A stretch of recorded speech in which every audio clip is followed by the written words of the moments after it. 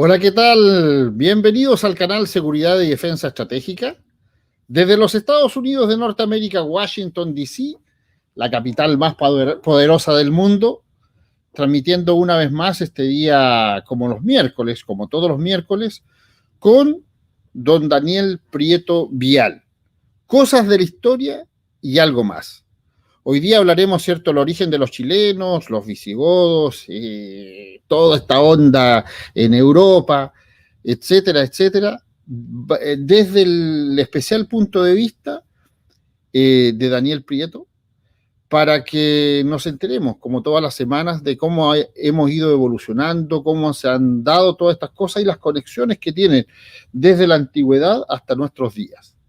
Y como dice la parte, cierto, académica, el reino visigodo fue una entidad política establecida por el pueblo visigodo tras su asentamiento en una parte de la actual Francia y la península ibérica, en la época de las invasiones germánicas, que perduró durante buena parte de la Alta Edad Media, ocupando territorios de las Galias, Gaecia e Hispania en sus diversas etapas. Así que, pero esto, lo que aparece escrito, lo que yo le acabo de leer, no tiene gracia para nosotros, ¿cierto? Cuando nos tocaba estudiar y los profesores nos daban unas latas con respecto a las clases de historia, eran encachadas, eran bonitas, a mí me encantaba en realidad, pero de la forma que Daniel nos explica, de la forma que Daniel nos da a conocer todo el acontecer, todos los hechos, e inclusive algunas cosas que no están dentro de los libros muy claro, él nos lo explica, ¿cierto?, semana a semana. Por lo tanto, este va a ser un programa más de puro conocimiento. Saludamos a Elena Inós desde Madrid, que se conectó primero al chat normal, a Luis Sala, Margarita, a Jorge Alfonso, Nelita, Solange, Francisco, a Solange, también a Eric, a Sonia, a Fernanda, y así se van conectando a Isabel, se van conectando todos nuestros seguidores, nuestras moderadoras también, un especial saludo que nos están apoyando todas las veces y todos los días y en todas las transmisiones, a ICB, a Anelita, a Lilian del Campo, a Jorge Calderón, etcétera, etcétera, se van conectando ya raudamente a la transmisión, a Teacher Leonino y muchos más. Carito. Bien, ya tenemos a don Daniel Prieto Vial en la sala, quien el día de hoy nos va a hablar, nos va a seguir, ¿cierto?, con el hilo de lo que él nos estaba contando en todos los otros programas. Esto se va enlazando unos con otros. Así que vamos, sin más preámbulos, vamos a dejar en pantalla, en la sala, a don Daniel Prieto Vial. Daniel, ¿cómo estás? Bienvenido al canal Seguridad y Defensa Estratégica. Hola Arturo, encantado. Daniel, bueno, mucha gente preguntaba, ¿y qué pasa? ¿Cuáles son realmente el origen de los chilenos? Pero quedó pendiente la parte de los visigodos en el programa anterior, así que vamos a dejarte todo el tiempo para que tú nos expliques lo que quedó pendiente y los orígenes, ¿cierto?, de los chilenos. Bienvenido al canal, Daniel.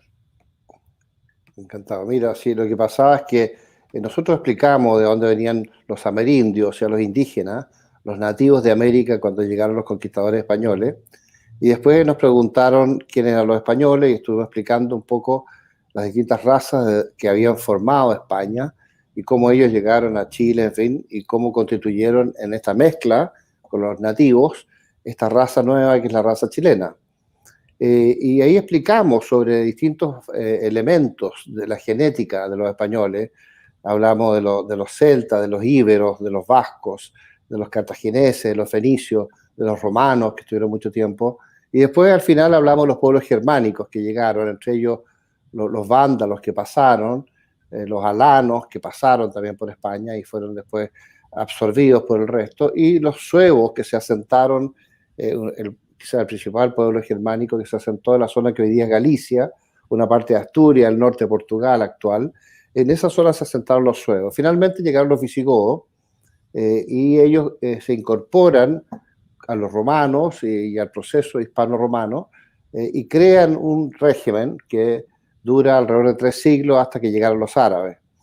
Pero ahí surgieron muchas preguntas de distintas personas que nos pidieron explicar más quiénes eran los visigodos. Nosotros alcanzamos a decir que eran de origen sueco. Eso les llamó mucho la atención, entonces queríamos extendernos un poco en esa explicación. Claro que sí. Oye, mira, y comienzan a aparecer comentarios en el chat, porque como Lilian dice, por eso nos metieron los haitianos en Chile, éramos el único país que conservábamos la sangre de los valerosos tercios españoles, sangre goda.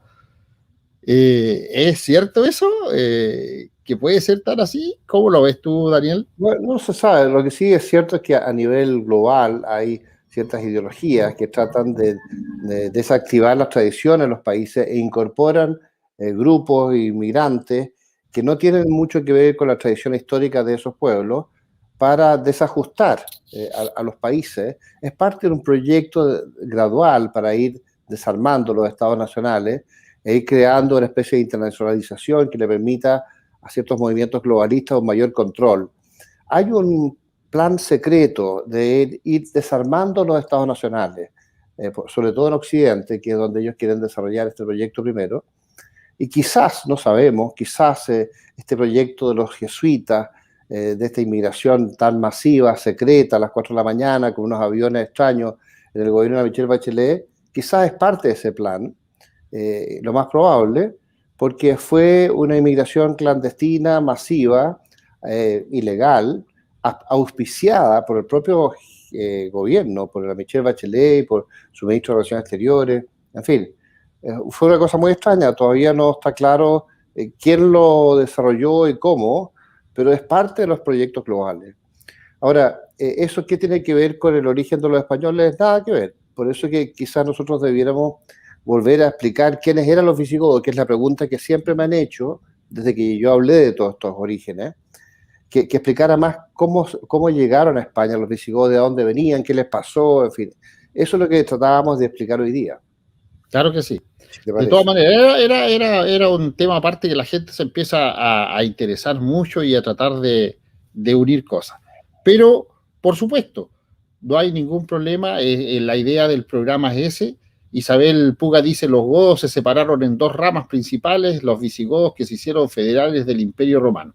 Empiezan ya, han estado estudiando y han estado revisando para poder entender mejor el tema que tú nos vas a explicar. Pero bueno. Oye, si alguien quiere estudiar bien el tema, aquí hay un libro, este señor se llama José Javier Esparza, que se publicó hace poco en España. Este libro es nuevo, es uno de los tantos que han salido sobre este tema. Por si alguien quiere comprarlo, me imagino, ¿no? Bueno, los visigodos salen de Suecia. Hasta donde sabemos, salieron alrededor del año 300 a.C., las primeras oleadas del sur de Suecia. Y bueno, ellos navegaban siempre por el borde del Báltico y hacia la isla de Gotland. De hecho, Gotland y Göteborg y Götaland, que es una zona que está en el sur de Suecia, se llama así por los godos. Götaland es la tierra de los godos, Göteborg es el burgo de los godos, Gotland es la tierra de los godos, que es una isla que hay entre medio. Y si tú te sigues yendo hacia el sur, te encuentras con la costa germánica y polaca actual, Kaliningrado, que es un enclave ruso que hay entre medio hoy día. Pero bueno, en esa época ellos se movieron hacia el sur navegando con unos barcos que probablemente eran muy parecidos a los que usaron los vikingos como 1000 años después, porque estamos hablando del año 200 a.C., y los vikingos se movieron 800 años después de Cristo. O sea, hay como una diferencia de 1000 años entre el movimiento de los vikingos hacia Europa y el movimiento de los visigodos. Y son del mismo origen, del mismo lugar, de la misma raza. De hecho, los vikingos son los mismos godos y los godos son los mismos vikingos. Salieron del mismo lugar. Los godos se instalaron en la costa del Vístula, en la salida, en el delta donde sale el río Vístula, y se instalaron ahí durante bastante tiempo, y aproximadamente después de un par de siglos, ellos empezaron a mover por el río hacia el sur. en contra de la corriente, moviéndose hacia el sur, pero es un río muy ancho, con una corriente muy baja, entonces ellos pueden remar, incluso con velas, operar en contra de la corriente sin problema, porque estos ríos tan grandes que hay en Europa, como el Vístula, lo permiten. Y con el tiempo ellos se fueron asentando en la costa, sobre todo en la costa oriental del Vístula, de lo que hoy día es Polonia, después, con el tiempo, haciendo comercio con los pueblos de los alrededores, no se sabe bien, pero estas son las hipótesis que hay. Ellos se conectaron con ciertas montañas, cruzaron las montañas con sus barcos y se conectaron con otros ríos que bajaban hacia el otro lado. Por ejemplo, el Dnieper o el Dniester. Y por otro lado también se incorporaron al Danubio, que son como puntas de ríos que salen de distintas montañas, las mismas montañas que hacia el norte corre el Vístula, hacia el sur corre el Dnieper y el Dniester, y por el otro lado el Danubio. Y ellos, trasladándose a estos ríos, pudieron después seguir moviéndose por el Danubio y comerciar con los pueblos que había en el borde del Danubio durante mucho tiempo, hasta llegar al Mar Negro. Y llegaron al Mar Negro por el Danubio, y también llegaron al Mar Negro por el Dnieper y el Dniester. Y finalmente ellos llegan a instalarse en el borde del Mar Negro, en la zona que hoy día es Crimea, que la zona que hoy día es Odessa, en el sur de Ucrania, y ahí se quedaron alrededor de 200, algunos dicen 250, otros dicen 270 años. Hay distintas teorías de cuándo llegaron, y hay distintas versiones según los estudios arqueológicos, porque no hay una escritura que nos identifique bien, los godos no tenían escritura en ese momento, que nos digan bien cuándo llegaron exactamente. Pero se calcula que así como en Polonia estuvieron como 200 años, más o menos, algunos dicen que un poco más, en Ucrania estuvieron también otros 250 años. Otros dicen que son 300 años en Polonia y unos 200 años en lo que hoy día es Ucrania y Rumania también, porque hubo un sector de los godos que después se fue un poco más hacia el occidente, y eso eran curiosamente los visigodos y los ostrogodos que estaban al otro lado del Dnieper. Y ahí se quedaron formando el desarrollo de su pueblo, su civilización durante mucho tiempo, hasta que vino una invasión de los hunos. Esa invasión de los hunos fue en el año 375. Una invasión que los pilló de sorpresa, una invasión muy masiva, con unas flechas que usaban en unos arcos cortos, curvos, con unas formas muy especiales, unos arcos compuestos que habían desarrollado en el Oriente hacía siglos los hunos, los mogoles. Los hunos son una facción de los mogoles. Y estos arcos le permitían disparar flechas muy certeras desde arriba de los caballos, sin tener que bajarse, y disparaban muy rápido estas flechas, una detrás de otra, con bastante precisión, frente a flechas que tenían también los godos, que las operaban más lentamente, y lanzas y armas como, no sé, escudos, espadas. Pero esta capacidad de los hunos de imponerse con esta flecha del arco compuesto, arrasó con todos los pueblos de esa zona, con todos los pueblos de la zona central de Asia, y también con los godos. Y ellos, que pelearon durante 2 o 3 años, fueron retirándose gradualmente para no ser exterminados, los que quedaron vivos. Los hunos capturaron a muchas mujeres godas, sobre todo a las mujeres jóvenes, mataron a mucha gente, mataban a todos los hombres. Entonces al final ellos se escondían en los bosques o en los lugares a los alrededores, o se embarcaban en sus naves y se iban por alta mar arrancando de los hunos, que venían a caballo y no tenían nave.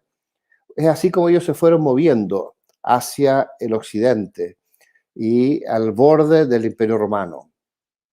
Y un par de años después los vemos ahí tratando de entrar al limes. El limes era el límite que tenía el Imperio Romano con los pueblos bárbaros fuera del imperio.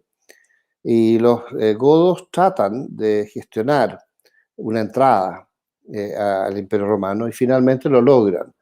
Pero los romanos no los tratan bien, tienen problemas para alimentar a su gente, era mucha gente. Se calcula que era algo así como 500.000 de personas, otros dicen que eran 400.000. No hay unidad de criterio en los historiadores sobre cuánta gente entró ahí. El hecho es que este era un pueblo guerrero que venía de una guerra de 2 años y medio con los hunos, Y también usó su poder contra los romanos, a pesar que los romanos le hicieron control de frontera y les impedían entrar con armas. Entonces entraban las mujeres, los niños, a veces en carretas, y los hombres que andaban con armas y no querían perderlas se quedaron en el otro lado hasta que ellos se fueron infiltrando por distintos lugares del límite y juntándose con su pueblo, y otros contrabandearon armas entre medio para que no las detectaran. El hecho es que los godos de algún modo pasaron armas hacia el interior. Lo que hoy día es una zona de Turquía, el límite entre Turquía y Grecia. Finalmente, los godos se alzan contra los romanos y empiezan a capturar alimentos en todas partes, empieza un saqueo para poder sobrevivir. Y es ahí cuando los romanos se espantan y convergen ejércitos romanos de distintos lugares, e incluso produjo tanta alarma este alzamiento visigodo que el propio emperador de Oriente, el emperador Valente, se puso a la cabeza de las tropas del Imperio Romano para enfrentar a los godos. Y en la batalla de Adrianápolis, que fue en el año 378, los visigodos, junto con los ostrogodos, con los cuales conversaron y una facción ostrogoda llegó a la batalla a apoyarlo, ganaron esa batalla y derrotaron a los romanos, que era un ejército muy grande, alrededor de 30.000 hombres, el ejército romano, y el ejército visigodo algo parecido. Y fue muy impresionante porque exterminaron a 2/3 del ejército romano, e incluso eliminaron al final a las mejores huestes en la zona central y mataron al propio emperador. El emperador Valente murió en la batalla de Adrianápolis, el año 378.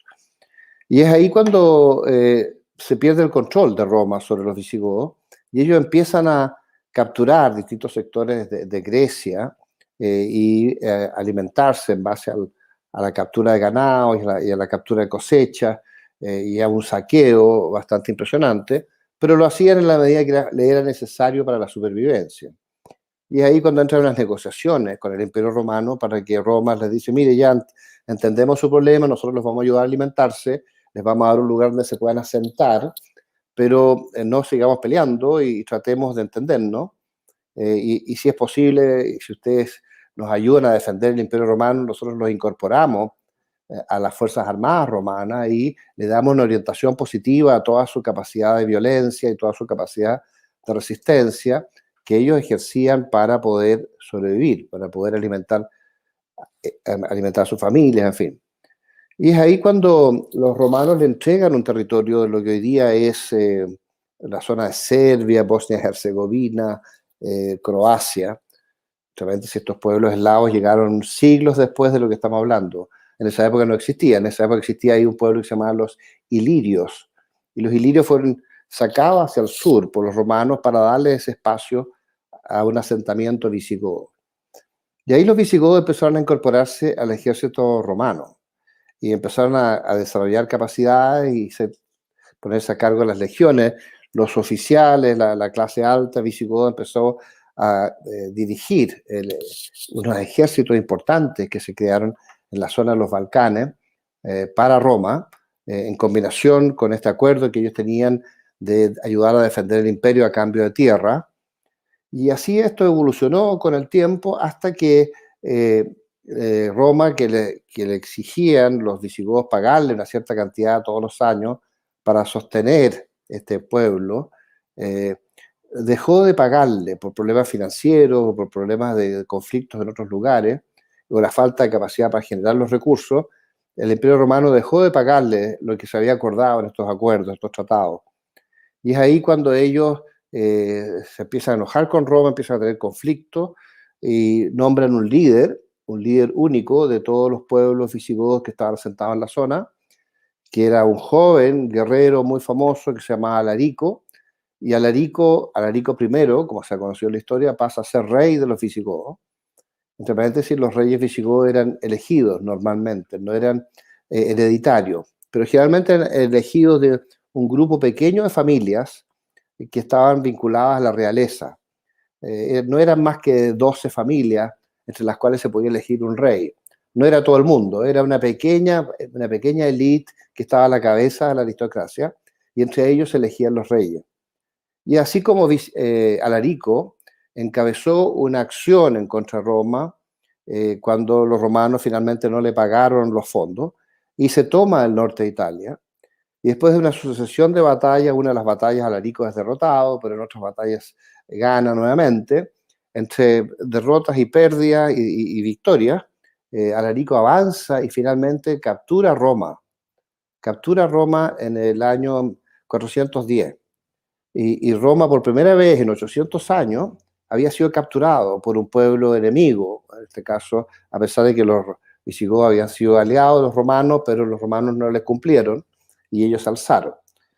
El hecho es que Alarico, después de saquear Roma durante 3 días, sigue avanzando hacia el sur, porque le dicen que hay legiones romanas juntándose al sur de la península itálica para actuar contra ellos. Entonces, él, para asegurarse que no haya ninguna fuerza que sea capaz de actuar contra ellos, moviliza su ejército hacia el sur y llega hasta la punta de la bota italiana y después vuelve al norte, y ahí, cuando estaba empezando a volver al norte, en la punta de la bota italiana se le produce una enfermedad y el rey Alarico muere.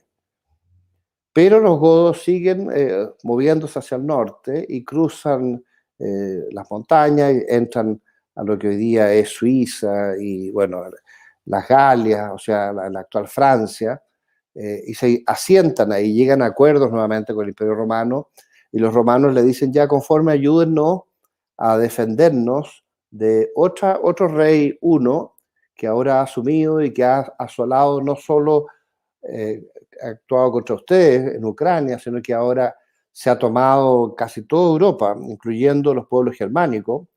Este rey se llama Atila, que había derrotado a todos los cristianos del Oriente y había entrado a Alemania y había derrotado a los distintos pueblos germánicos, y después había llegado a la zona donde estaban los francos. Los francos eran un pueblo de origen germánico, pero que estaba en el norte de Francia. Y los visigodos estaban asentados al sur de Francia y se combinan con los francos y con el ejército romano para enfrentar a Atila. Y se produce la famosa batalla de los Campos Catalúnicos, donde los visigodos derrotan a Atila. Por primera vez Atila es derrotado. Y lo que hacen esto, lo que salvan a Europa occidental de los hunos, que como tú recordarás venían de Mongolia o del norte de China. Los hunos son derrotados ahí por los visigodos, y los romanos en premio le entregan una zona al sur de Francia y le dan la posibilidad de incorporarse a España, para que le ayuden en España a controlar a otros pueblos germánicos que los romanos tenían dificultades para controlar, como los vándalos, ¿eh? Y como los alanos, y después también los suevos. Y es así como no solo se instalan al sur de Francia los visigodos, sino que cruzan los Pirineos y se incorporan a lo que hoy día es España, y se instalan en la zona central, en torno a Toledo, y desde ahí empiezan a operar en combinación con los hispanos romanos, con los celtas, con los íberos, con los vascos, con todos los pueblos antiguos que había en España. Y los visigodos empiezan a organizarlos, porque los visigodos eran como líderes militares y eran un pueblo casi invencible. Habían derrotado a Roma, se habían tomado la capital por primera vez en 800 años en la historia de Roma. Habían derrotado al pueblo que nadie había podido derrotar, que eran los hunos, con Atila a la cabeza.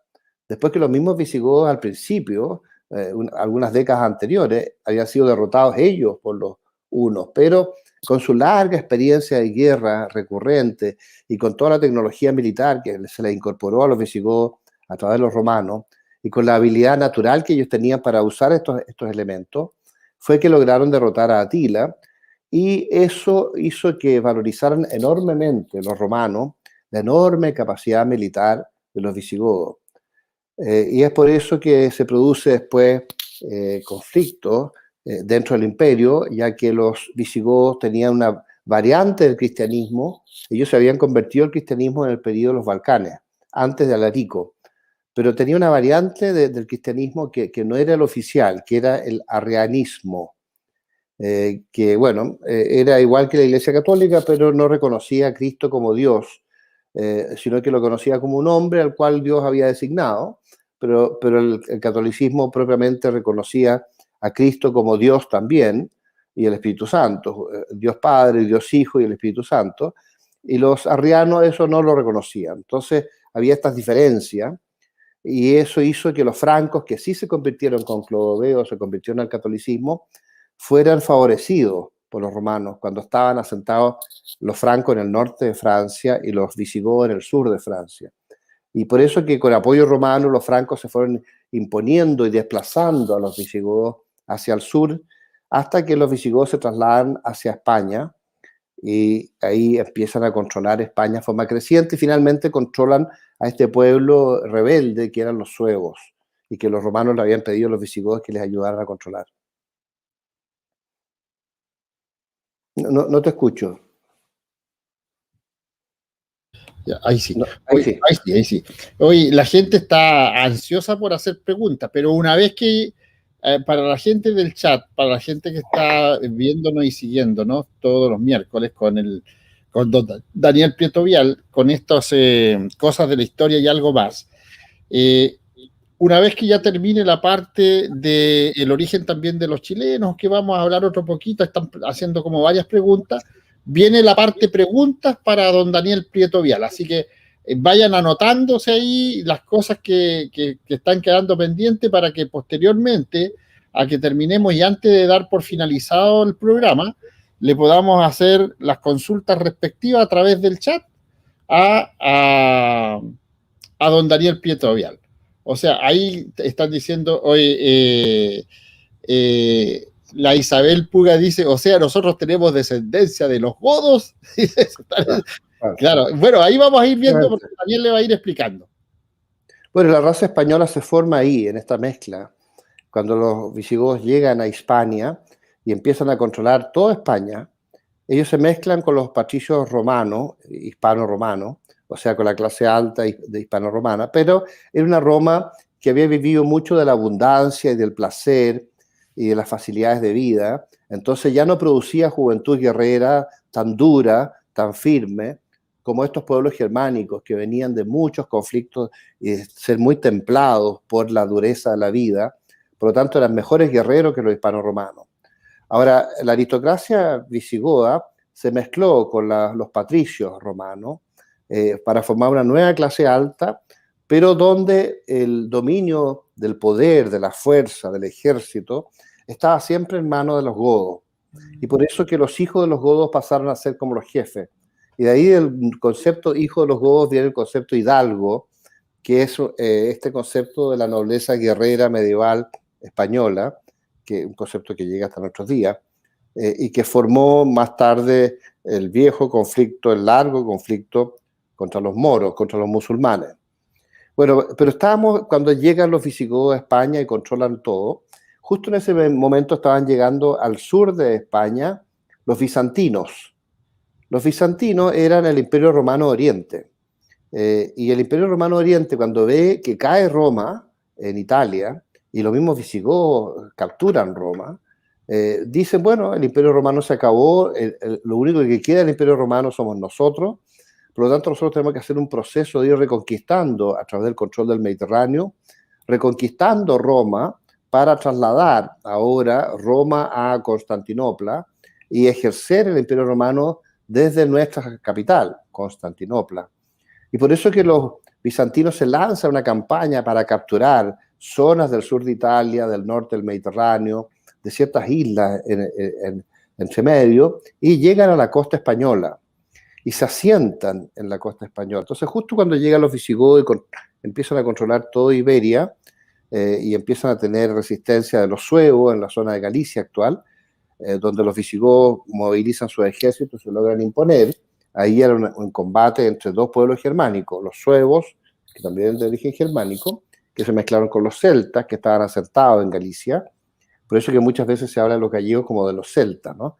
Pero se les metió, además de los celtas gallegos, se les metió este pueblo germánico que eran los suevos.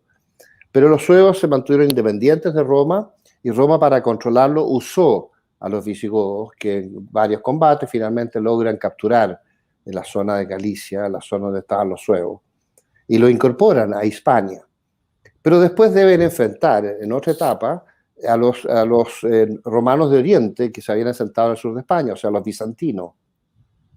Y eso significa otras batallas, otros combates, otros ataques en distintos lugares, con avance y retroceso. No les fue tan fácil, pero finalmente los visigodos logran echar a los bizantinos de la costa sur de España y terminan controlando todo Hispania, incluyendo lo que hoy día es Cataluña, o lo que hoy día es Galicia, o lo que hoy día, no sé, es Asturias, o el mundo del País Vasco, o incluyendo lo que hoy día es Portugal.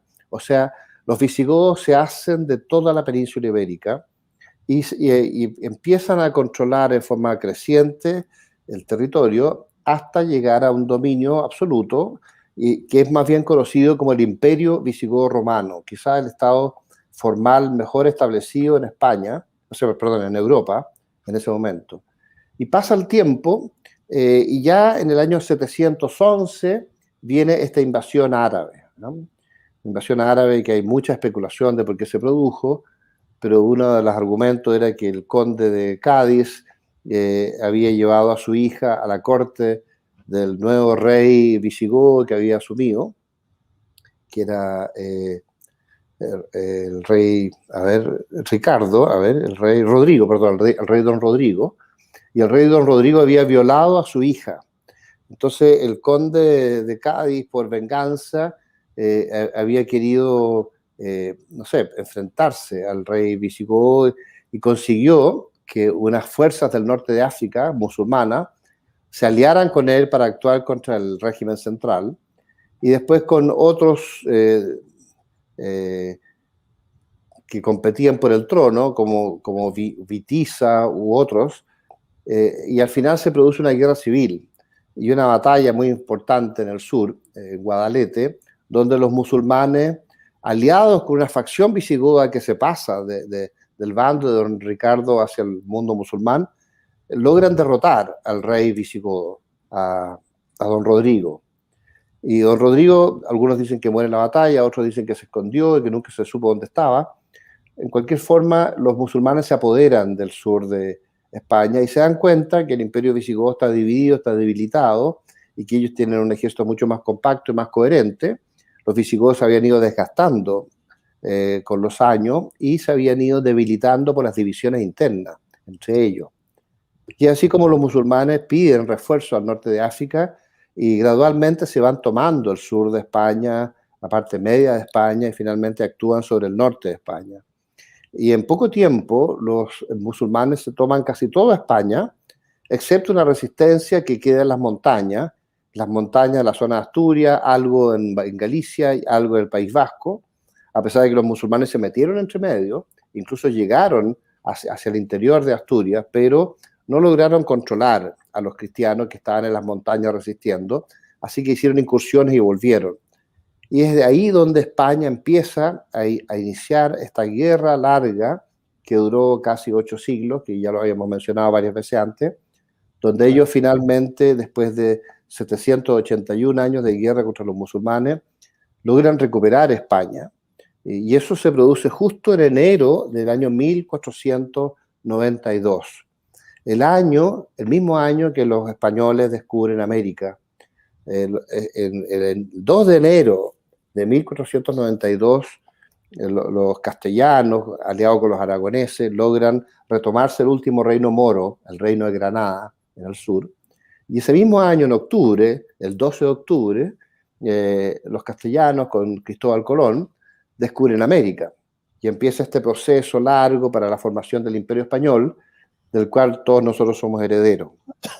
Pero finalmente lo que quiero decir, y con eso termino, y ahí abrimos las preguntas, el pueblo visigodo entró, alrededor de 400.000 visigodos, a un territorio donde había 5 millones de hispanos romanos.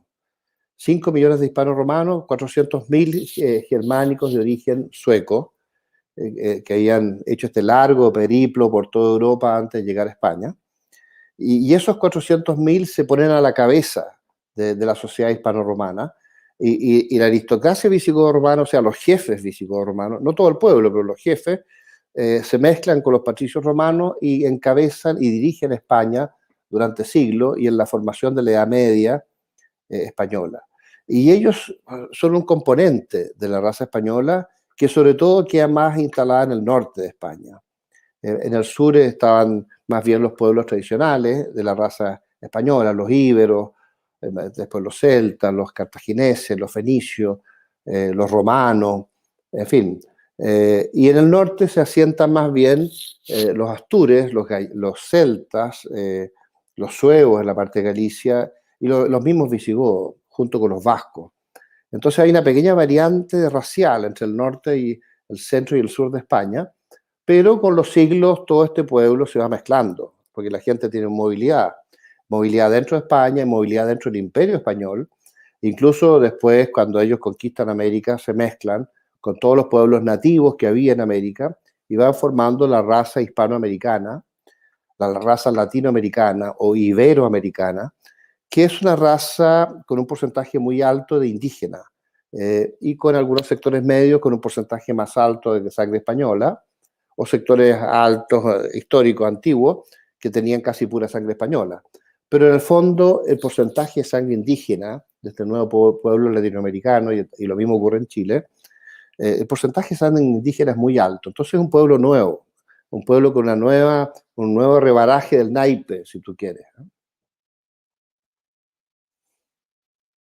Claro que sí. Bien, estimados amigos, vamos a abrir, ¿cierto?, las preguntas para que don Daniel Prieto Vial nos vaya respondiendo. La primera pregunta que estaba y yo alcancé a copiarla del chat dice lo siguiente: don Daniel, Castilla, ¿qué pasó con ese reino? Somos todos nosotros. Jaime Seguirre, el gran historiador, decía: Castilla es la raza ecuménica, una raza que surge, que se forja en esa zona y que hace España, que hace el imperio, pero eran tan poquitos para un territorio tan enorme que controlaron a nivel mundial, que se disuelven. Los castellanos se disuelven en estas mezclas eternas que ocurren en las Américas, y la gente de origen castellano son esos típicos apellidos que uno ve todos los días, ¿eh? Los González, no sé, los Guzmán, Prieto es un apellido castellano, en fin. No sé cuál es el origen del apellido Grandón, tú me podrás decir.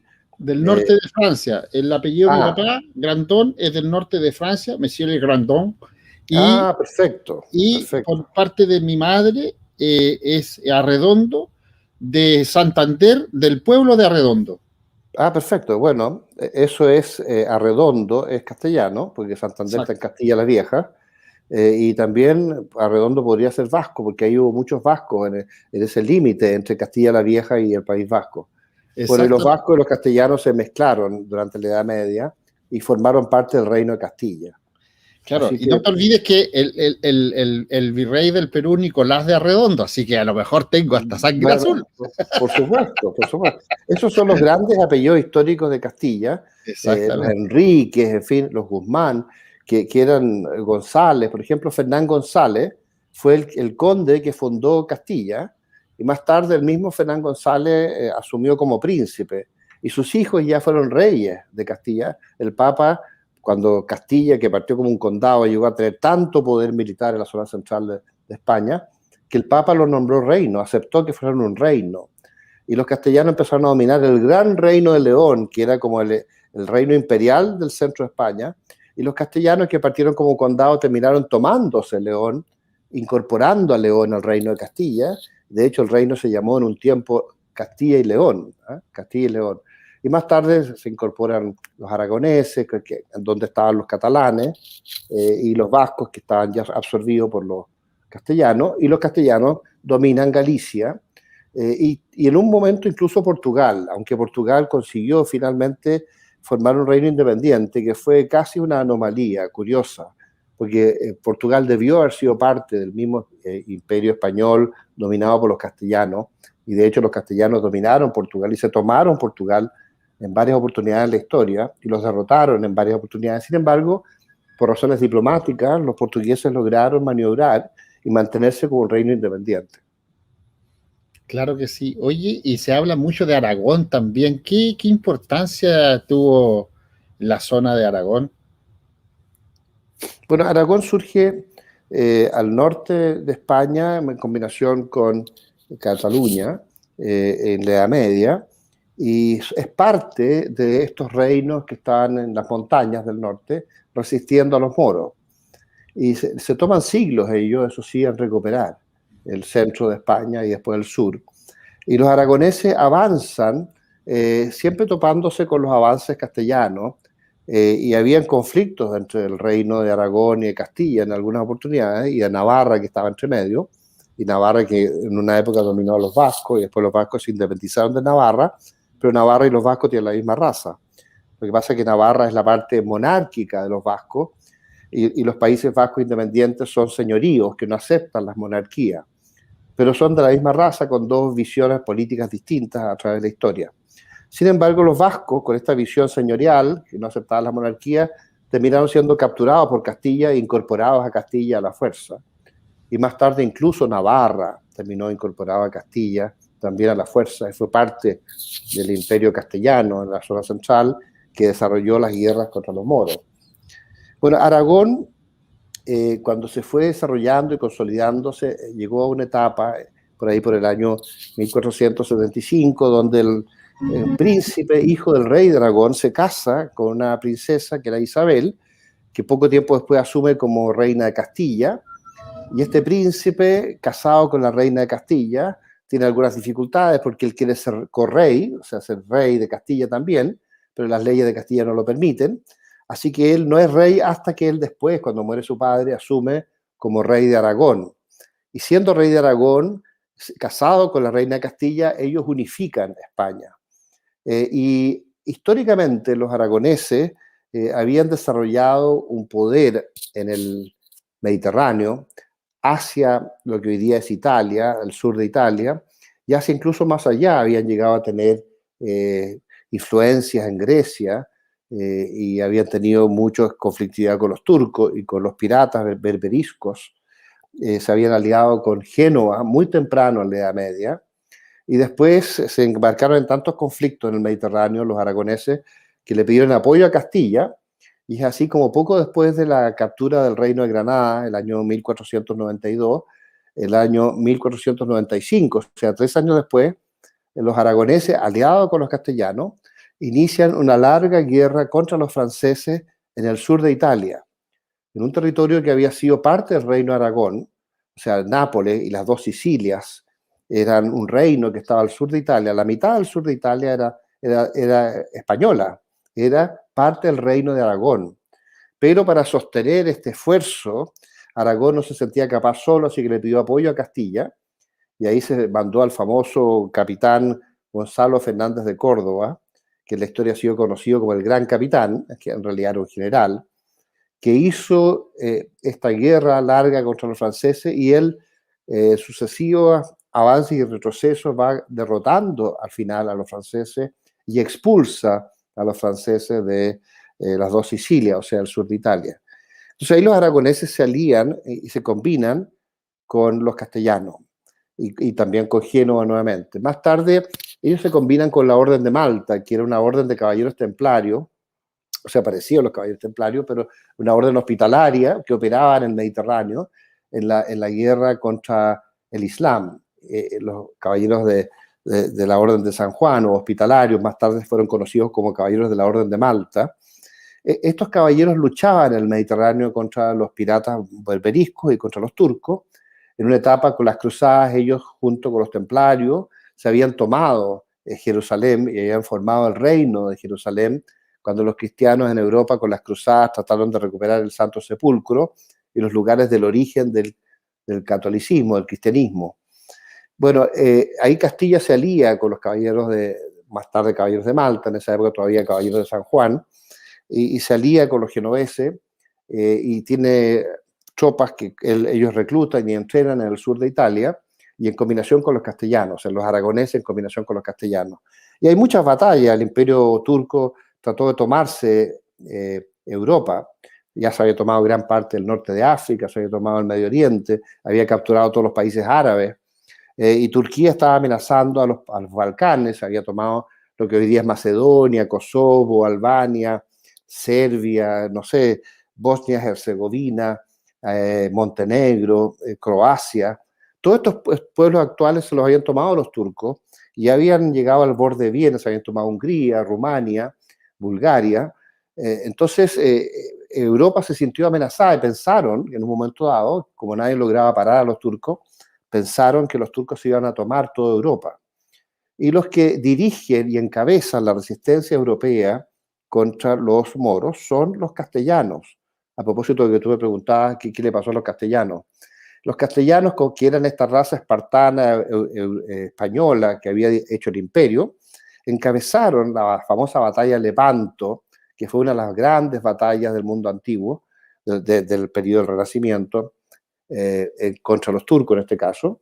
Y los castellanos, aliados con los venecianos, con los genoveses, con los caballeros de la Orden de Malta, derrotan a los turcos en esa famosa batalla.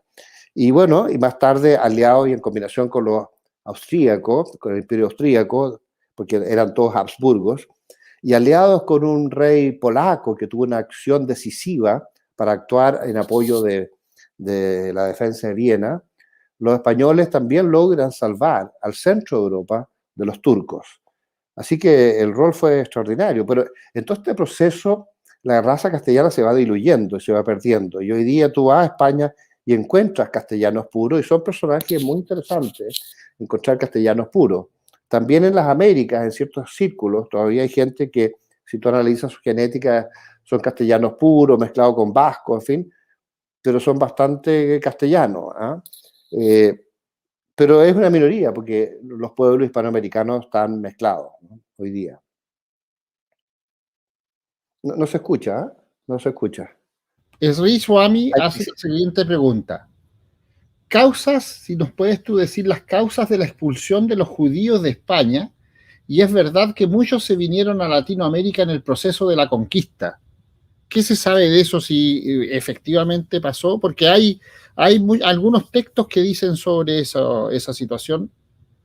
Sí, mira, lo que pasó con los judíos, ellos fueron expulsados de Israel, de lo que o lo que después fue Palestina, por el Imperio Romano, poco tiempo después de la muerte de Cristo. Y hubo muchos alzamientos de los judíos en contra de esta dominación romana que controlaba a Israel. Pero finalmente los romanos se indignaron y fueron exterminando a los judíos y expulsándolos del territorio. Y en el año 70, la última rebelión judía, los romanos logran doblegar completamente a los judíos y echarlos de Judea, de Samaria, o sea, de lo que hoy día es Israel.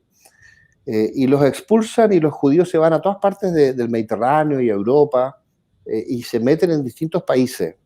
Y ellos tratan de conservar sus costumbres, no quieren mezclarse por razones religiosas más que por razones raciales, y son muy resistentes a incorporarse a los estados nacionales que se van formando más tarde. Primero el periodo feudal, después vienen las monarquías, finalmente los estados nacionales. Y en ese proceso los judíos no les gusta incorporarse, ellos se siguen sintiendo judíos y en todas partes son vistos como un fenómeno extraño porque ellos no se incorporan a las sociedades donde se instalan. Y es por eso que en la Edad Media empieza a haber una resistencia contra los judíos y había además todo este relato histórico del rol de los judíos en la muerte de Jesucristo y cómo eran pueblos cristianos muy asentados durante el control de la iglesia sobre la sociedad en la Edad Media muy fuerte. Entonces se les vio siempre mal a los judíos, incluso había ciertas prácticas que tenían los judíos que los acusaban de cosas extrañas como sacrificios de niños y había una serie de leyendas sobre este tipo de cosas en la Edad Media que hizo que muchos países europeos, mucho antes que España, expulsaran a los judíos de su territorio, mucho antes que España. Eso pregunta Isabel Puga, dice, nunca he entendido por qué los judíos son expulsados de todos lados siempre. Sí, bueno, porque había esta incapacidad de los judíos de incorporarse a las sociedades donde llegaban y ellos se mantenían como grupos aparte, con sus costumbres, con su religión, con sus intereses, y los intereses de los judíos eran los intereses de los judíos, no eran los intereses del Estado-Nación donde se quedaban. Y por eso que se producía este problema. Y los judíos eran casi una organización internacional de judíos que soñaban con volver a Israel y pasaron siglos y siglos y siglos solamente al final, el movimiento sionista en el siglo XIX y después de la Segunda Guerra Mundial, el mundo acepta entregarle el territorio palestino a los judíos para que vuelvan después de toda la hecatombe que se había producido en la Segunda Guerra con los nazis, y el mundo se sintió como compadecido de este pueblo que durante tantos siglos había tratado de volver a su tierra natal, y finalmente se les autoriza en 1948, poco después de terminar la Segunda Guerra Mundial, se les autoriza a crear el Estado de Israel, que en esa época estaba controlado por Inglaterra, porque Inglaterra controlaba Palestina, y ya empezó un movimiento sionista y después de judíos, con inmigrantes de todas partes, para comprarle tierra a los palestinos primero y después entrar en conflicto con los palestinos, y finalmente ir apoderándose de distintos territorios hasta que se crea el Estado de Israel. Y este Estado de Israel se va consolidando con varias guerras, no solo con los palestinos, sino que con los países árabes vecinos, hasta que Israel empieza a ganar todas las guerras, empieza a ser apoyado muy fuerte por Inglaterra, después sobre todo por Estados Unidos, y con el apoyo norteamericano los israelíes se van convirtiendo en una superpotencia pequeña, pero una superpotencia militar y tecnológica en el Medio Oriente, y hasta el día de hoy son una situación extraña, porque son el único pueblo no musulmán que hay en el Medio Oriente, y ellos han persistido y han perseverado y se han consolidado como una potencia que nunca ha sido derrotada. Así que Israel es un fenómeno sumamente interesante, y al final los judíos vuelven a su tierra, pero muchos judíos se quedan en Europa, se quedan en Estados Unidos, en América Latina, y nosotros tenemos inmigraciones judías, sobre todo después de la Segunda Guerra Mundial, por todas las persecuciones que hubo, y hubo inmigraciones judías anteriores, pero en muy pequeña cantidad, antes de la Segunda Guerra Mundial.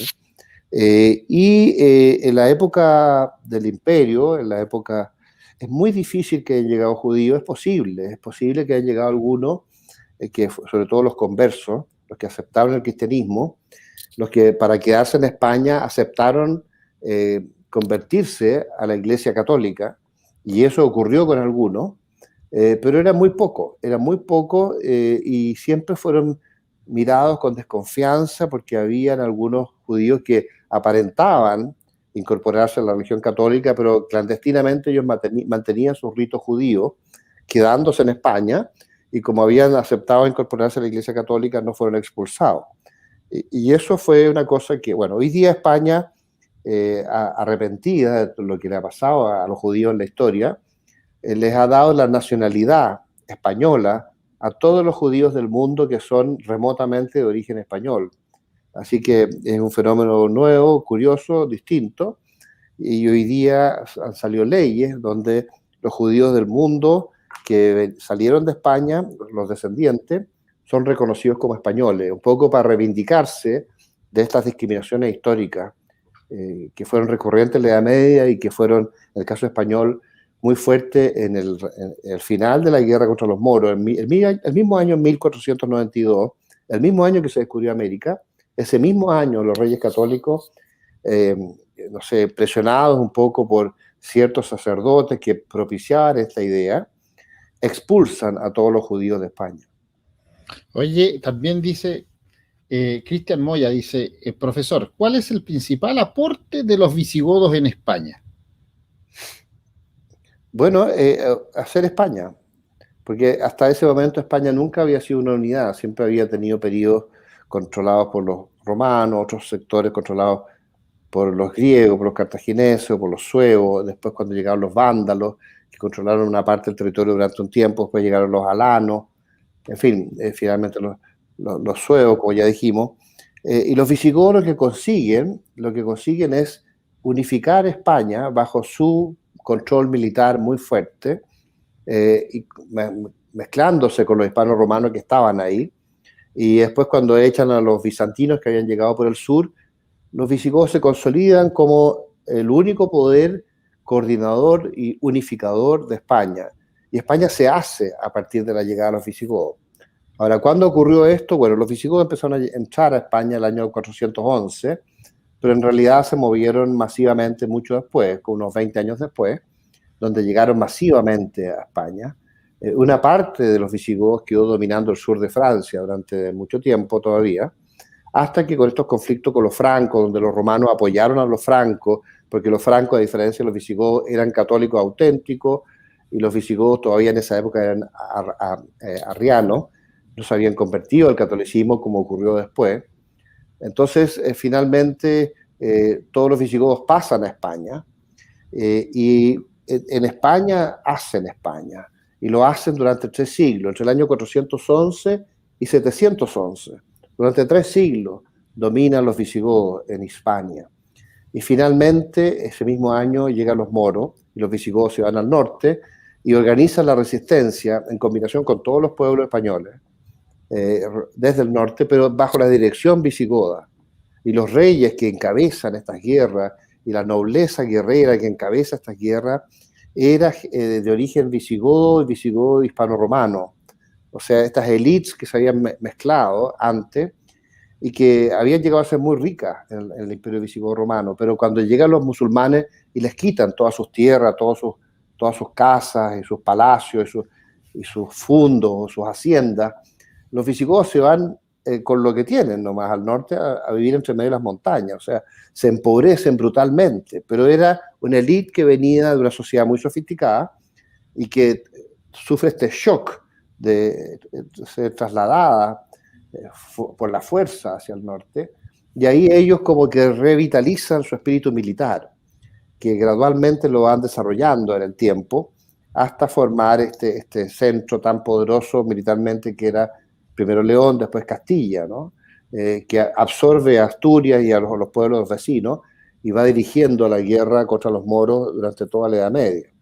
Ahí tenemos personajes como el Cid. El Cid era descendiente de los visigodos, mezclado con hispano-romano, que encabeza... Rodrigo Díaz de Vivar.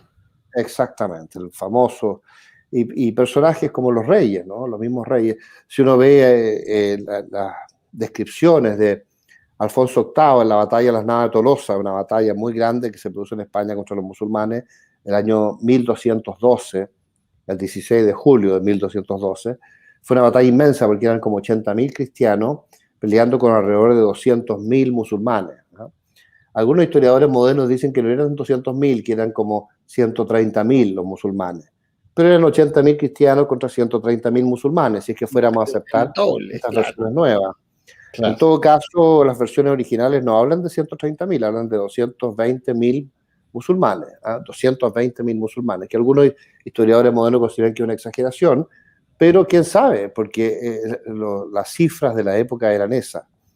Y sin embargo, estos 80.000 cristianos logran derrotar a los 220.000 musulmanes, considerando que los musulmanes eran muy buenos guerreros. De hecho, se habían tomado casi todos los países del norte de África, casi todos los países del oriente y el Imperio Romano en el oriente. Entonces no eran pueblos que fueran fácilmente derrotables.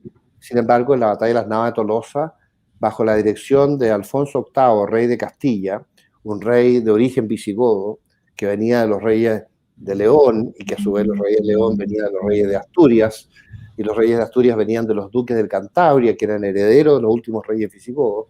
O sea, venía toda la línea de la realeza visigoda, claro, que se enlaza con la realeza castellana. Y la realeza castellana, con los siglos, va formando la monarquía española junto con los aragoneses, y estos reyes se mezclan con otros reyes como los reyes de Navarra, y finalmente se van mezclando con todos los reyes de Europa. Y los reyes de España hoy día son una combinación de esta herencia en los reyes visigodos, con los otros reyes de la península ibérica, pero a su vez mezclado con todos los reyes de Europa. De hecho, los reyes de Castilla finalmente se empiezan a casar con sus hijas o sus hijos, con todas las princesas o los príncipes herederos de todos los reyes de Europa. Por lo tanto, todas las monarquías europeas están vinculadas, hasta hace muy poco, porque hoy día los reyes en Europa se casan con cualquier persona, no se casan necesariamente con alguien de la realeza, sino que Exacto. Se casan con la persona con la cual se enamoran. Y de repente ha entrado gente que es muy distinta a lo que se acostumbraba. Claro que sí. Oye, Daniel, también pregunta si ¿sabes tú algo de los celtas y el camino de Santiago a Compostela? Claro, bueno, los celtas era un pueblo que había llegado desde Hallstatt, que es un sector que habíamos dicho la otra vez, está en una área alrededor de Suiza, el norte de Italia, el sur de Alemania, el este de España, un sector muy grande, perdón, el este de Francia, es un sector muy grande donde se creó la cultura Hallstatt, que es el origen de los celtas. Y esto no se sabe si es una raza o si es más bien una lengua con una serie, un conjunto de valores que fue creando una especie de civilización celta que se movilizó hacia Francia y distintos pueblos como Bélgica, Holanda, ¿ven? Y traspasaron ese territorio y se fueron a Inglaterra y se asentaron en Inglaterra durante muchos siglos, incluso pasaron a Irlanda, y se movieron por Francia hacia el sur y cruzaron los Pirineos y entraron a España. Y eso pues ocurrió un par de miles de años antes de Cristo, ¿no? Otros dicen que no es tan antiguo, que esto empezó a ocurrir en el año 900 antes de Cristo. Ahí se mezclaron con los íberos, que era un pueblo que ya habíamos dicho antes, un pueblo muy antiguo español que tiene su origen en muchas mezclas de muchos pueblos, y se mezclaron con los íberos y con los vascos que estaban ahí desde siempre, con los cartagineses, los fenicios, los griegos, pueblos que habían llegado por el sur de España. Y entonces se fueron creando los celtíberos. Los celtíberos, una mezcla de estos celtas con los íberos y los demás pueblos. Y ellos se instalan en España. Ahora, hay un sector de España donde se produce una cierta pureza celta, que es en el norte, en Asturias y en Galicia. Curiosamente, la tradición celta en toda Europa tienen en común las gaitas. Todos los pueblos donde hay gaitas, hay celtas. Y por eso es que hay gaitas en Asturias y hay gaitas en Galicia. Y después pasa a haber gaitas en Castilla, porque acuérdate que los asturianos formaron el Reino de León y del Reino de León surge el Reino de Castilla. Entonces habían gaitas en León y en Castilla del Norte, la Castilla la Vieja, que venían de Asturias. Y eso venía de la tradición celta. Pero no hay que olvidarse que esa tradición celta fue sobrepuesta por los nuevos líderes, que eran los visigodos. Aunque la mayoría de la población era celta y romana, o sea, hispano-romana, celta-romana, la mayoría, y vasca. Y sobre ellos se impone esta minoría visigoda que los dirige. Wow. Oye, mira, también dice One Shot, dice Don Daniel, ¿podría hablar un poco sobre, o es posible hablar sobre las tierras tomadas por el rey del Imperio Libio en las costas de Chile? ¿Qué hay? ¿Qué se sabe de eso? No tengo idea. Que nos cuente él. Ok, voy a dejarlo pendiente porque a mí también me llamó la atención esa pregunta. Ya, nunca sabía nada de eso. En las costas de Chile. Ok, vas a estar ahí. A ver, sigamos avanzando con las preguntas. Las causas de la expulsión está ahí. Que después viene pregunta causa de la expulsión de los judíos. Sí, está puesta.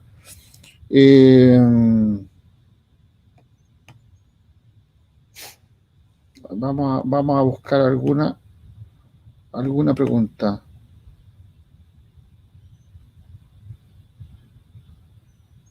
Dice profesor Prieto, mucho andaluz vino a Chile, incluso la vestimenta típica de Guaso es de Andalucía. Así es cierto eso. ¿Sí? Y de hecho la gente que vino a América venía casi todas de Andalucía. Al final, ahora, no solamente eran gente andaluza, eran gente de la vanguardia del ejército de Castilla, y Castilla y Aragón, pero sobre todo Castilla y León, si tú quieres, Castilla y León y los vascos, que eran los que formaban la estructura castellana, que llegaron a Andalucía, que controlaron Andalucía, que echaron a los moros, y que desde ahí ellos empiezan a emigrar a América. Y tenían un aula, los andaluces, que era distinta a los españoles, porque los españoles hablan con muchos zetas, y es un lenguaje como que para nosotros los latinoamericanos nos cuesta un poco, y lo encontramos un poquito incomprensible, pero esta forma nuestra de hablar viene de Andalucía. Y si tú te vas a Andalucía hoy, la forma de hablar de los andaluces, comiéndose las eses, en fin, y las zetas, es muy parecida a la forma de hablar de los latinoamericanos. Ahora, algunos dicen que sí. Los castellanos antiguos hablaban como nosotros, y los castellanos nuevos hablaban porque el rey Carlos I de España, que Carlos V, el emperador Carlos V, pero que era Carlos I de España. El emperador Carlos V le costaba mucho hablar porque tenía un problema en la quijada, y él hablaba con muchas zetas. Entonces la clase alta española, para tratar de copiar al rey, trataba de hablar con mucho ceseo, con muchas zetas, y esto se produjo entre los príncipes, los duques que estaban al lado del rey, y después lo empezaron a copiar los marqueses y los condes y los otros funcionarios del imperio. Entonces se empezó a hacer como una moda de que si uno era como más elegante, hablaba de esa forma. Entonces de repente los españoles empezaron a hablar con mucho ceseo y con la forma como hablan hoy día, y solamente la gente que había avanzado en la guerra contra los moros en el sur, que estaban en Andalucía y que fueron los que pasaron a América, hablaban de la forma castellana tradicional, la forma militar castellana tradicional. Y por eso que en América hay una diferencia en la forma de hablar respecto de España. Nosotros nos entendemos perfectamente con los españoles, el idioma castellano se ha mantenido y es, no sé, un milagro que toda Hispanoamérica, más España, se puedan entender de esa forma. Incluso Portugal, porque tú hablas castellano lento, en Portugal la gente te entiende.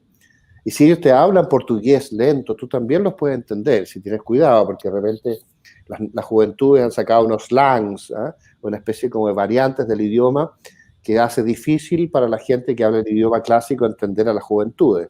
Y todas las juventudes en cada país sacan estos slangs, y estos slangs van cambiando generación en generación. Algunos se mantienen y otros se pierden completamente. Pero hay una forma clásica de hablar el castellano, una forma formal de hablarlo, a través de la cual todos nos podemos entender en Hispanoamérica y en España, que es una maravilla. Claro que sí. Para la gente que está preguntando sobre si hoy día se va a regalar algún libro, porque hemos estado implementando, Daniel, No curiosamente, este es el único canal que está regalando libros a la gente del chat. No sabía. Así ya. Que, qué bueno, me regalará uno a mí también.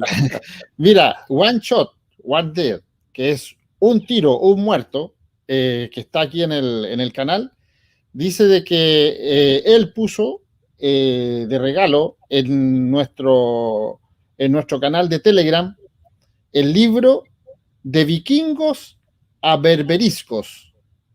¿Ok? Ya.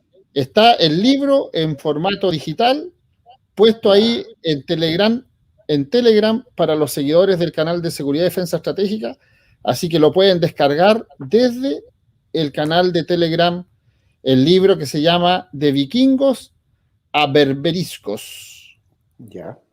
Oye, ¿y eso se referirá, los vikingos se referirá a los godos, ¿no?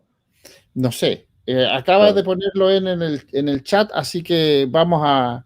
Lo que podría haber ocurrido es que efectivamente los vikingos llegaron al Mediterráneo, incluso atacaron el sur de España en el siglo VIII, siglo IX, los vikingos, y también atacaron el norte de África, así que podrían haber atacado a grupos berberiscos. No sé, podría ser ese el caso del libro, pero no sé. Sí. Alberto dice, ¿cuándo nacen los tercios? Ay, pero ahí nos fuimos a otro tema. Sí. Bueno, sí, pero yo te puedo decir, Gonzalo Fernández de Córdoba, este general que encabezó una pequeña fuerza española, al principio 2.500 hombres, después subió a 5.000, con el tiempo llegó a tener no más de 12.000 españoles en el sur de Italia, que encabezó incorporando a otras tropas italianas del sur al ejército entrenado por los castellanos, encabezó esta guerra contra los franceses. Y Gonzalo Fernández de Córdoba transformó el ejército español en base a su experiencia en la guerra contra los moros. Él había participado en los últimos 10 años de guerra contra los moros, que había empezado en 1482 y había terminado en 1492, que fue el año en que finalmente los reyes católicos capturan Granada, el mismo año que descubren América. Bueno, en esos 10 años de guerra contra los moros, el joven Gonzalo Fernández de Córdoba se templa en estas nuevas tácticas y en estas nuevas formas operacionales que desarrolla el ejército español y que después aplica en Italia contra los franceses. Y los franceses, que tenían una forma distinta de combatir y que habían sido ejércitos dominantes en el centro de Europa durante mucho tiempo, habían tenido largas guerras con Inglaterra, se ven sorprendidos con estas tácticas españolas, estas formas de operar, y los tercios españoles, que fue un concepto desarrollado por el comandante o el general Gonzalo Fernández de Córdoba, el gran capitán, como ha sido conocido en la historia. Exactamente, el gran capitán y sus tercios. Claro, ese general derrota a los franceses para sorpresa de todo el mundo, porque los franceses eran como invencibles, y los españoles echan a los franceses después de una larga guerra en el sur de Italia hacia el norte. Y más tarde los españoles se trasladan al norte de Italia y vuelven a enfrentar a los franceses en el norte de Italia. Y hay muchas batallas en el norte de Italia, con algunas victorias francesas, otras victorias españolas. Al final los españoles van consolidándose y tomándose el norte de Italia y expulsando a los franceses también del norte de Italia. Entonces los españoles con el imperio terminan dominando toda Italia.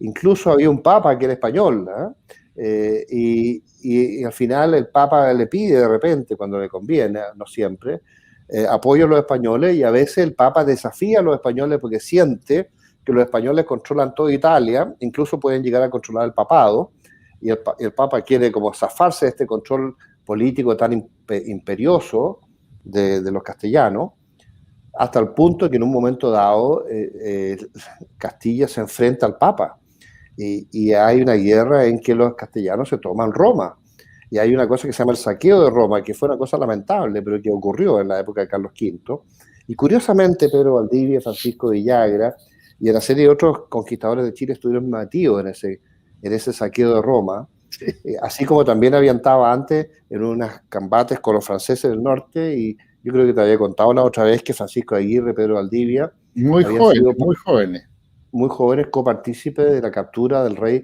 Francisco I de Francia en el norte de Italia, en la batalla de Pavía. Así que, bueno, los españoles casi como que controlaban toda Italia, y para los romanos, para los italianos y para todos estos ducados que había, porque había muchos reinos en Italia que eran ducados, todos estos dux que dominaban en Italia, España era el imperio dominante del planeta y de Europa, en forma incontrastable. Y ahí al centro de ese proceso de control militar estaban los castellanos. Sí. Oye, pregunta Sri Swami también de nuevo, dice si acaso tú sabes si es serio el estudio que hizo Günter Gross sobre los apellidos sefardíes en Chile. Sí, bueno, hay mucha insistencia sobre eso. Es curioso esa insistencia. Se está tratando de meter la idea de que muchos apellidos que hay en América son de origen judío. Y sin embargo, yo he hecho estas revisiones cuando me lo plantearon, y los genealogistas y los historiadores lo niegan. Dicen que es una pretensión de una comunidad judía que trata de plantear eso, que no tiene ninguna base histórica. Que pueden haber habido judíos en el margen, sí, pero ¿cuánto? ¿1%, 1,5%, o 0,5%, o 0,3% del 1%? O sea, cifras insignificantes. Entonces, yo no he tenido, en todas las revisiones que he hecho sobre ese tema, porque me lo plantearon amigos míos que son judíos, me lo plantearon en alguna oportunidad, no he tenido posibilidad de confirmar nada de lo que me han planteado, y las veces que he revisado estudios al respecto no me parecen serios ni razonables. Y cuando he consultado a los expertos me dicen que no, que es un mito, que es un cuento, no es verdad. Ok. Mira, Tralcán Cona dice, Chile fue conquistado por castellanos viejos. Eso quiere decir que no eran judíos. Claro, lógico. O sea, de hecho, una de las cosas más importantes que había en esa época como moda, que hoy día parece aberrante, pero que era una moda de esa época, era el garantizarse no tener sangre judía en ninguno de los antepasados. Mira. Y eso era una política de los españoles, y ellos hacían verdaderos estudios genealógicos. La nobleza, para hacer pruebas de nobleza, hacía unos análisis muy serios de todos sus antepasados, sus abuelos, sus bisabuelos, sus tatarabuelos, para que no hubiera ninguno que tuviera sangre judía. Y tú te das cuenta que tienes 2 padres, tienes 4 abuelos, tienes 8 bisabuelos, tienes, no sé, 16 tatarabuelos, 32 padres tatarabuelos, y así, 64 abuelos tatarabuelos, y había que revisar todos los antepasados por todas las ramas para ver si había alguna gota de sangre judía en alguna parte. Y la clave era no tener sangre judía para poder garantizar lo que ellos llamaban la limpieza de sangre, no tener sangre judía y no tener sangre musulmana de ningún tipo. Bueno, hubo algunas excepciones. Por ejemplo, hay algunos duques en España que tienen algunas gotas de sangre judía, pero si tú ves en todo su espectro genealógico, será el 1%. O sea, no es algo, el 99% no lo es. Entonces, claro, no, es que el duque de Medina Sidonia también tiene un origen judío por tal apellido, en fin, y uno analiza todos sus antepasados, porque lo han hecho, y detectan que el 1%, menos del 1%, del ducado de Medina Sidonia tiene un antepasado judío, menos del 1%. Entonces no es significativo. La esencia era no tener sangre judía, no tener sangre árabe, no tener sangre musulmana, o marrana, en fin, como lo llamaban en esa época. Pero es un prejuicio de la época que hoy día no tiene ningún sentido, porque la civilización occidental es judeo-cristiana, romana, griega, germánica, eslava. Eso es parte de la civilización occidental. Lo judeo-cristiano es muy importante. De hecho, la Biblia cristiana viene del judaísmo, viene de la Biblia escrita por los judíos en su origen. Sí, oye, aquí yo no entendí mucho algo que escribió Orieta Castro, pero dice, me gustaría que me aclare si los pueblos primitivos, por necesidad de poner orden como civilización, eligieron un líder, pero luego eso ya no continuó. Bueno, se fue creando toda una legislación para darle fueros a la nobleza frente al rey, y después a la burguesía frente a la nobleza y al rey, y después al pueblo frente a la burguesía, a la nobleza y al rey. O sea, derechos en la medida de lo posible. Y hubo procesos muy antiguos. Por ejemplo, en el Reino de León se habla que hay un origen del parlamentarismo europeo, porque por el año, no sé, a ver, 1080, no estoy seguro, debería revisar esa cifra, puede que me equivoque. En el año 1080 hubo unas cortes en León donde hubo participación de la nobleza alta, de la nobleza media, de la burguesía y de todos estos sectores que eran artesanos, los artesanos los que producían todo tipo de cosas, y eran gremios muy complejos, con un desarrollo muy perfeccionista, y los campesinos y otros pueblos comerciantes que formaban una especie de burguesía comerciante. Burguesía viene de burgo, y burgo es ciudad, ¿no? Gente que vivía en la ciudad, que era un poquito más civilizada y que trabajaba en los artefactos y en el comercio, frente al mundo agrícola, manejado por grandes señores, que eran los dueños de la tierra y que usaban a los siervos, y que formaban muchas veces las fuerzas militares también. Entonces, todos estos elementos hay que considerarlos. Sí. Mira, dos preguntas más para terminar el programa, Daniel. La pregunta Sí. de nuevo de Sri Swami dice, ¿usted podría recomendar algún libro de genealogía española?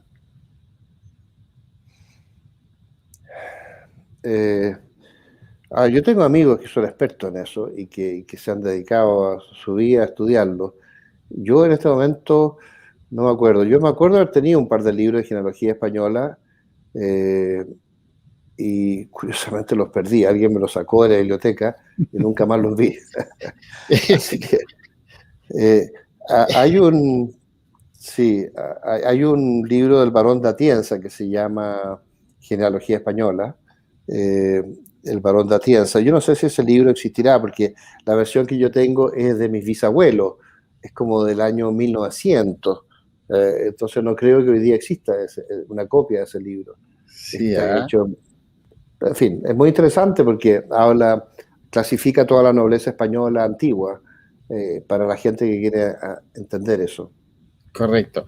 Y la última pregunta que está ahora en boga y es de actualidad y dice, Mauricio Pérez Bueno te la hace y dice, don Daniel, ¿qué opina del reset que quieren hacer los progres con nuestra historia? Sí, bueno, una de las razones por las cuales yo estoy haciendo estos programas contigo es para recordarnos a nosotros mismos quiénes somos, de dónde venimos, qué es lo que nos ha pasado en la historia, cómo somos nosotros descendientes de los indígenas que llegaron a América, cómo somos descendientes de los españoles que conquistaron América, y cómo a esos dos grupos se incorporaron otros inmigrantes después, inmigrantes ingleses, franceses, alemanes, croatas, judíos, en fin, ahora último haitianos. Entonces, nosotros somos una mezcla de estos españoles indígenas más los otros inmigrantes que llegaron después. Y la historia de Chile está formada por todos estos estamentos, y quizás el estamento principal es el castellano o el español, el castellano leonés o vasco, ¿no? Que es el elemento principal de la sociedad chilena. Nosotros decíamos que la parte central de Chile, el 64% de la sociedad es española, básicamente, y el otro porcentaje es indígena y un pequeño porcentaje es de otros inmigrantes extranjeros, como los Grandón, que vienen del norte de Francia, no sé, ¿eh? Y gente así. Pero todos estos grupos forman el Chile actual. Y si nosotros queremos entender quiénes somos, de dónde venimos, cuál es nuestra historia, tenemos que revisar todas estas cosas y estar conscientes de ellas. Sí, oye, ahora, la última pregunta. Bueno. ¿Y hacia dónde vamos, Daniel, con todo esto que está pasando? Nadie sabe. Estamos en medio de una revolución, una transformación de la sociedad. Va a depender un poco de las elecciones, va a depender un poco de quiénes sean los líderes, qué constitución hagamos, si vamos a ir a una constitución que nos va a derivar a algo parecido a lo que tiene Argentina, a lo que tiene Venezuela, a lo que terminó siendo Cuba, que eso nos hundiría y abortaría la posibilidad de ser un país desarrollado. O si tuviéramos suficientes elementos como para defender, no sé, la libertad y todas las tradiciones históricas de Chile, que vienen de todas estas tradiciones históricas del Imperio Español y de los romanos, los godos, en fin, que viene una legislación muy, muy antigua. Si nosotros podemos preservar lo que somos en esencia, podríamos persistir en el desarrollo y convertirnos en el tiempo en un país desarrollado. Yo creo que si hubiera ganado el sí en el plebiscito del 88 y el general Pinochet se hubiera mantenido en el poder, hoy día seríamos un país desarrollado.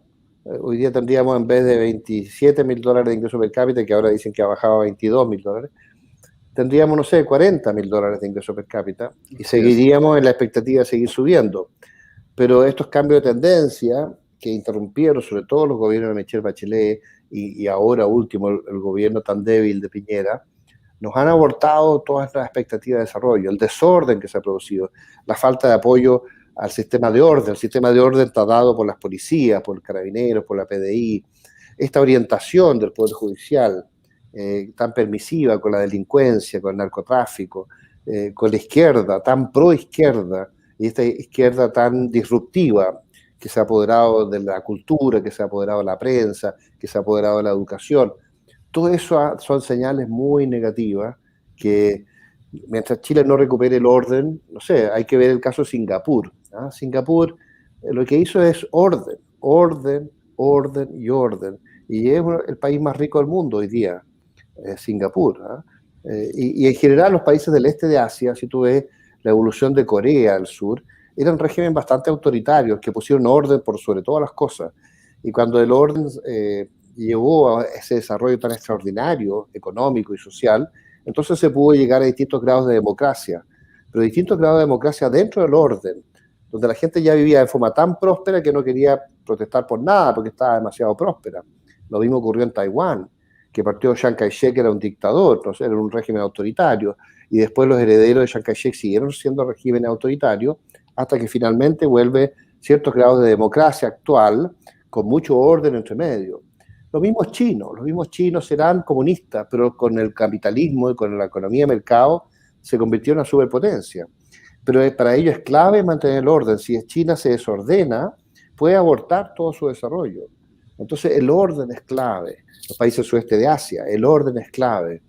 Y nosotros estamos fallando en eso. Nos está fallando la falta de orden y la ruptura con la historia y con las tradiciones. Por eso es que es tan importante estos programas que intentamos hacer para recordarnos quiénes somos. Exacto. Tú dijiste una palabra que me llamó la atención recién, una frase, dijiste, estamos en una revolución. ¿En qué revolución estamos, Daniel? Una revolución cultural, ideológica, política, deconstructivista, que trata de discutir todos los valores tradicionales de nuestra civilización y trata de reemplazarlos por algo que puede ser muy caótico, con un afán de control. Ellos no están pensando en la gente pobre o en la redención de las clases proletarias, como se sostenía antiguamente, porque ellos de hecho en eso siempre fracasaron. Las políticas de izquierda en el mundo entero siempre fracasaron. Ellos ahora lo que quieren es deconstruir incluso los valores más esenciales, como la familia. Y estamos en eso, y hay un afán de control, porque ellos dicen que en la medida que se logre a través de los medios, a través de Internet, a través de la prensa, a través del control del relato, de la educación, el control de las nuevas generaciones, y de hecho ellos han logrado un enorme control de las nuevas generaciones que están muy perdidas porque no saben de dónde vienen ni lo que ha pasado en la historia. En la medida que ellos logran eso, ellos controlan el poder. Y es lo que les interesa. O sea, Cuba está en extrema pobreza. Hace 60 años que está en extrema pobreza.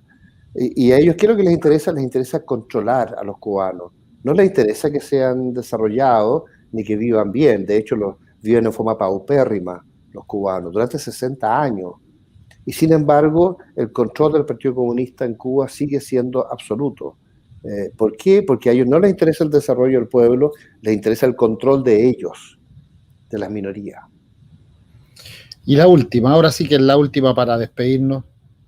¿Cómo va tu candidatura a senador? ¿Va o no va? Bueno, estamos un poquito interrumpidos con todas estas pandemias. Estamos haciendo lo que se pueda.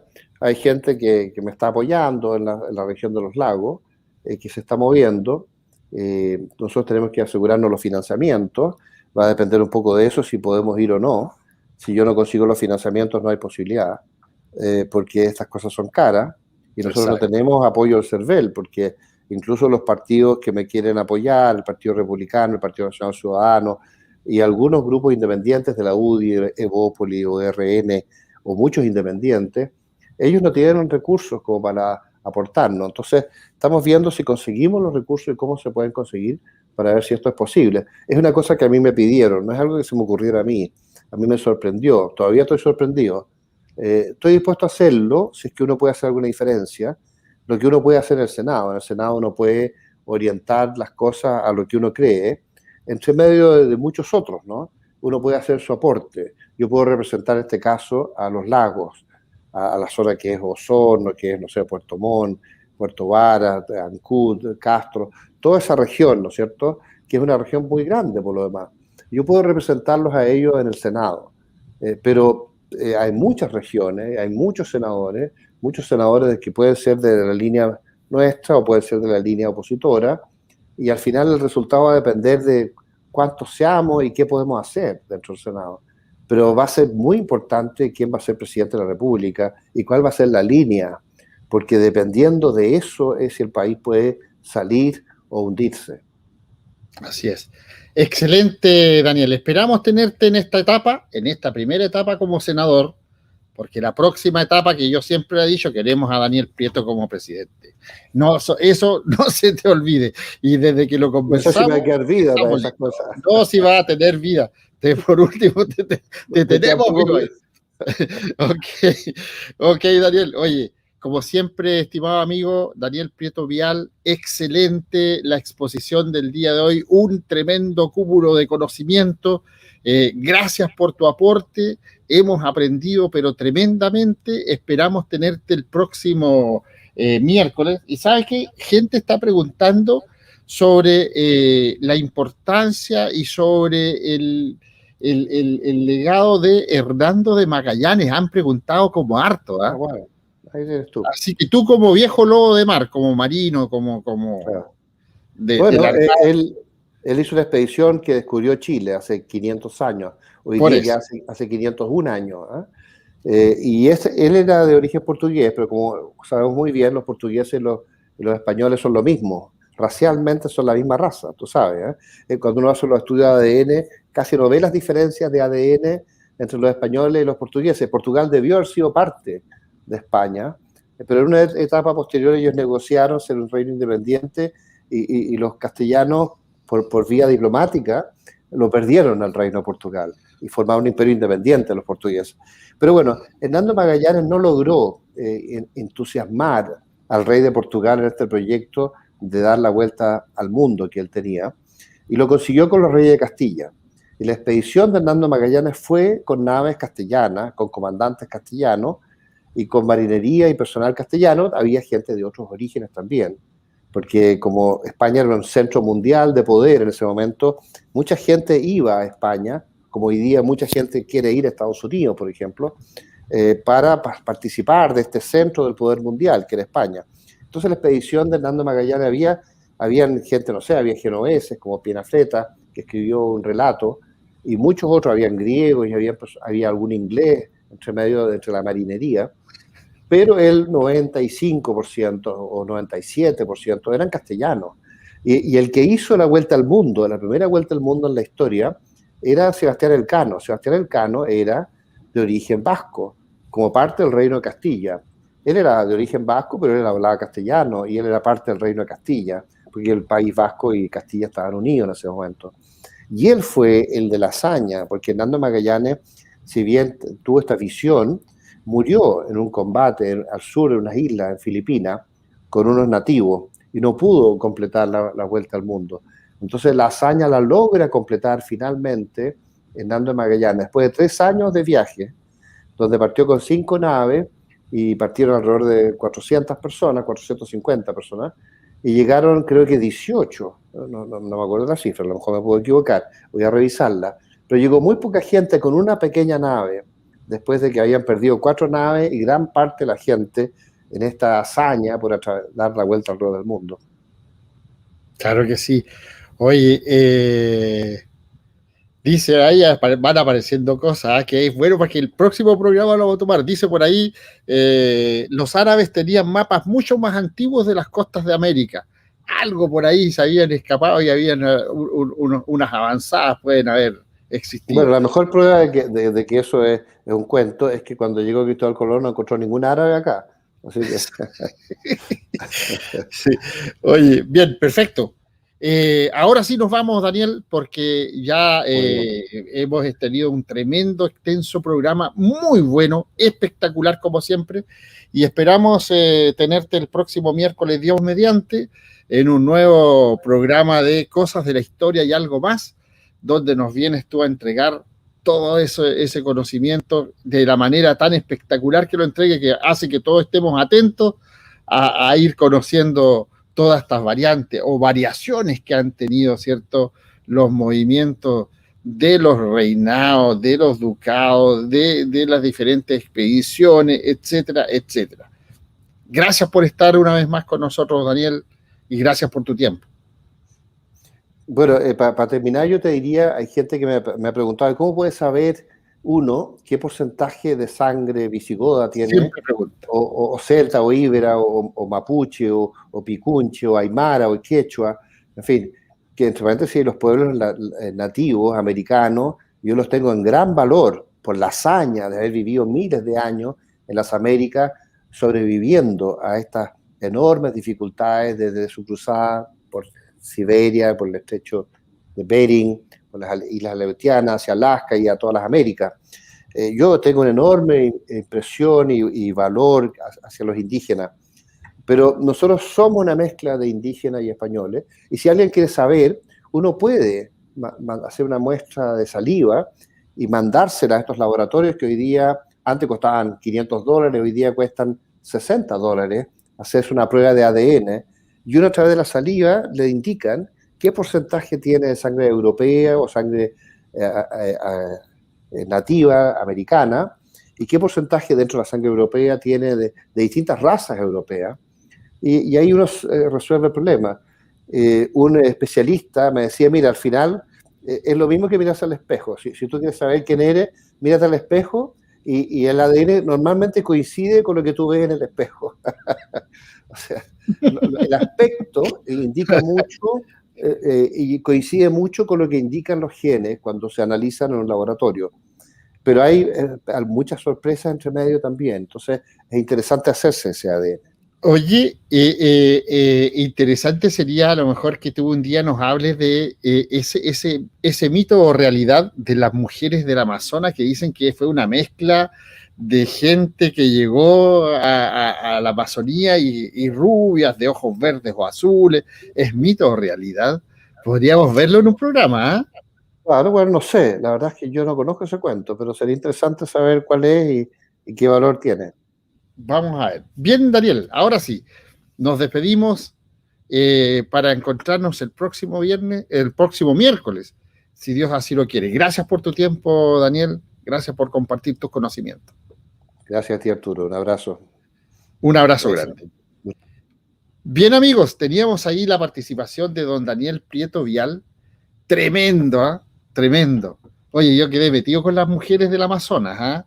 Por ahí estaban poniendo en el chat, oiga, que preguntáramos a don Daniel qué onda pasaba con eso, con respecto a que habían una mezcla rara de que a lo mejor los vikingos, ¿cierto? Y toda esta gente que había llegado de diferentes lugares podría haberse mezclado con gente de la Amazonía y aparecen estas mujeres altas, guerreras, y no sé, mito o realidad.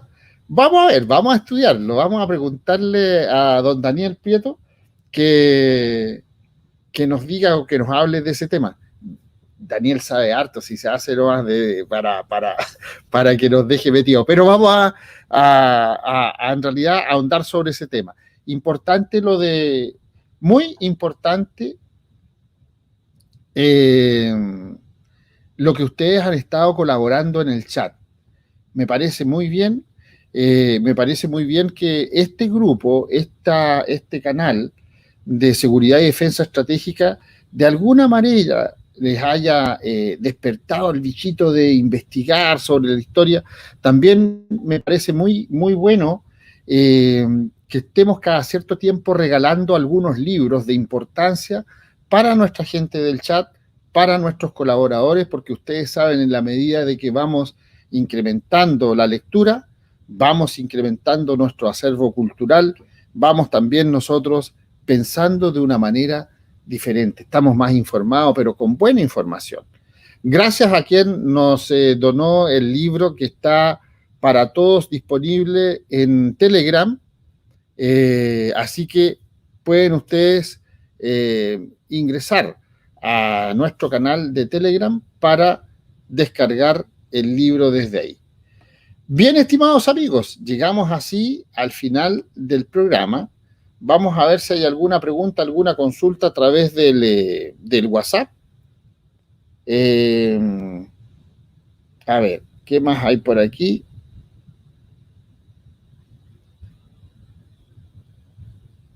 No hay nada más. Ok, perfecto. Ahora sí. Llegamos así al final del programa, estimados amigos. Gracias por acompañarnos el día de hoy. Nos despedimos como siempre con nuestra frase habitual. Corrige al sabio y será más sabio. Corrige al ignorante y lo tendrás de enemigo.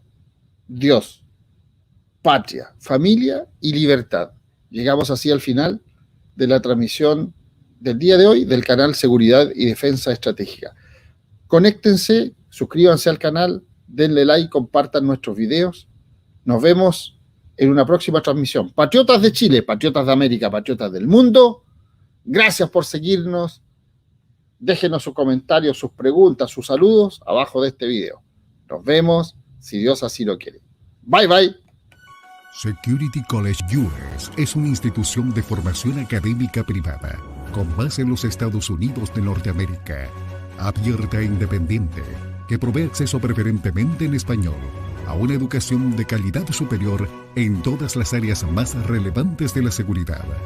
Seguridad electrónica y nuevas tecnologías, prevención de riesgos laborales, gestión de negocios, ciberseguridad, gestión de desastres, gestión de proyectos, estudios sobre terrorismo, gestión de riesgos, inteligencia, criminología, prospectiva, en un ambiente internacional.